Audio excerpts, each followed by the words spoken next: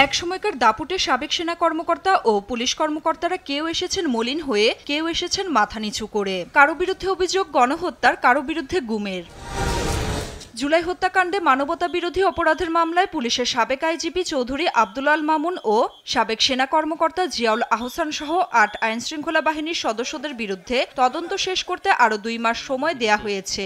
পরবর্তী শুনানি ২৮ এপ্রিল। এছাড়া জুলাই আন্দোলনে হেলিকপ্টার দিয়ে গুলি চালানোর বিষয়ে সাবেক আইজিপিকে ২৩ ফেব্রুয়ারি জিজ্ঞাসাবাদ করবে আন্তর্জাতিক অপরাধ ট্রাইব্যুনালের তদন্ত সংস্থা। তাকে জিজ্ঞাসাবাদ করার জন্য একদিনের সময় চেয়েছি। আগামী ২৩ ফেব্রুয়ারি তাকে জিজ্ঞাসাবাদের জন্য অনুমতি দিয়েছেন একদিনের জন্য। আর ওই একই মামলায় ২ মাসের সময় দিয়েছেন, ২৮ এপ্রিল পরবর্তী তারিখ ধার্য করেছেন। এই সময়ের মধ্যে তদন্ত রিপোর্টের ব্যাপারে সময় দিয়েছেন, তদন্ত কাজ পরিচালনার জন্য রিপোর্ট দাখিলের কথা বলেছেন। স্বামীকে ক্রসফায়ারের ভয় দেখিয়ে স্ত্রীকে একাধিকবার ধর্ষণের অভিযোগে অভিযুক্ত সাবেক র্যাব কর্মকর্তা ও পুলিশের সাবেক অতিরিক্ত পুলিশ সুপার আলেপুদ্দিনের বিরুদ্ধে ২৮ মের মধ্যে তদন্ত প্রতিবেদন জমা দিতে সময় বেঁধে দিয়েছে আন্তর্জাতিক অপরাধ ট্রাইব্যুনাল। জিজ্ঞাসাবাদের জন্য তদন্ত সংস্থাকে ২৬ ফেব্রুয়ারি অনুমতি দেওয়া হয়েছে। আলেপুদ্দিনের অভিযোগ সবচাইতে মারাত্মক।